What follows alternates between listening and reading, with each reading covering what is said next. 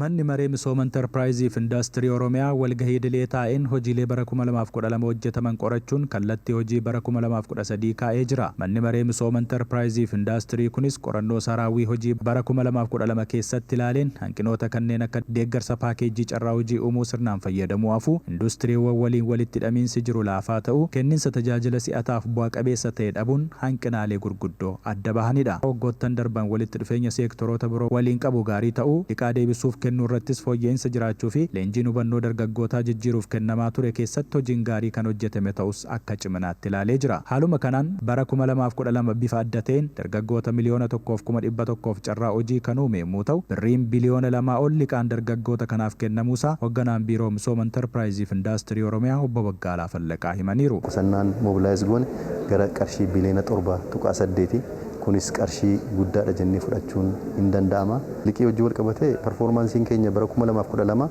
kan bara 2011 hojii wal qabamee yeroo ilaalamu dachaa afuriin kan guddate.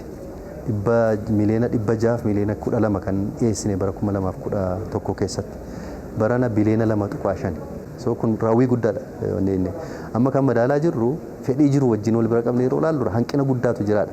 Kun immoo ilaalcharraa kan maddu natti fakkaata. Manni marichaa kunis godinaaleef magaalota akkasumas dhaabbilee hojii kana keessatti hirmaannaa taasisanii fi hojii gaarii hojjetan beekamtiif badhaasa kenneefii jira. Hojii karoorfanne akkaataa fi haala karoorfanneen karaa hundaanuu raawwachuudhaan sadarkaa tokkoffaan baane yeroo yeroodhaan qorachuu, hanqina jiru adda baasuu, cimina jirus akkatti uffuu taasisuu fi rakkoolee qunnaman sana immoo akkamitti karfa gochuu qabna waan jedhu sana mataa isaallee haga seektaraatti kan hooggansa hundaa ta'e sanarratti xiyyeeffataa deemuun sun kan ture ta'uu isaati jechaadha. Hanqinootaa fi ciminoota hojii keenya keessatti mul'atan dhiyaachaa achi keessatti immoo kallattiin fooyya'insa yeroo yeroodhaan kennamaa sana keessatti immoo iddoo kufnii sana keessatti sirna hordoffii deeggarsa cimaa ta'e kennaa milkaa'ina amma jennu kana geenye kan jirrudha. Badhaafamtoonni godinaalee magaalota hojii gaarii hojjetanis karoora kennameef hamil keessan iyyuu malee dargaggoota gurmeessanii hojiitti galchuu irratti hanga barbaadamu galmaan ga'uuf kan isaanii hafu ta'uu dubbatan. Hojii dhabaa bal'aa jiru san risoorsii amma jiru harkaan itti fayyadamneerra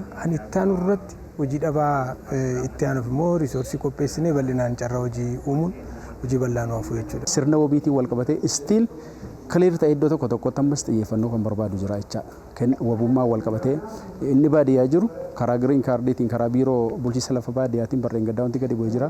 Iddoo tokko tokkotti amma tokko jalqabni irras garuu bu'uura irraa hin eegganne. Qorannoo raawwii hojii fi marii karooraa kana irratti kan argaman pirezidaantiin itti aantuuf qindeessituun kilaastara magaalaa Oromiyaa Aadde Caaltuu Saanii ragaa baay'ina dargaggoota hojii barbaadanii sirnaan qabachuu dhabuu fi ilaalcha dargaggootaa irratti hojiin hojjetamuu qabaa jedhan. Kun akkaataa karoorfannee wanni nuti raawwanne waan gaariidha jennee fudhannus fedhii jiru dimaandii diinagdee guddachaa jiruu fi carraa hojii uumamuu maluu fi gaafii dargaggoota keenyaa bal'aadhaan wal cinaa qabnee immoo gaafa laalu kana qofa osoo hin taane immoo baakloogii baroota dabraniitis deebisuun kan irra jiru qaamuma kana deebisuu irra jiraata waan ta'e jecha kanaan wal cinaa qabnee gaafa laalu hojii manaa guddaan akka nurra jiraatu akka mana marii kanaatti rikagnaayis goonee deemuun baay'ee barbaachisaadha. Manni maree misooma intarpiraayiziif indaastirii Oromiyaa kanaaf kallattii hojii fuula duraa kan kennan Aadde Caaltuun dhimmi carraa hojii uumuun qindoominaan malee hin milkaa'u kanaaf waltumsuun murteessaadha jedhaniiru. Ani dhimmoonni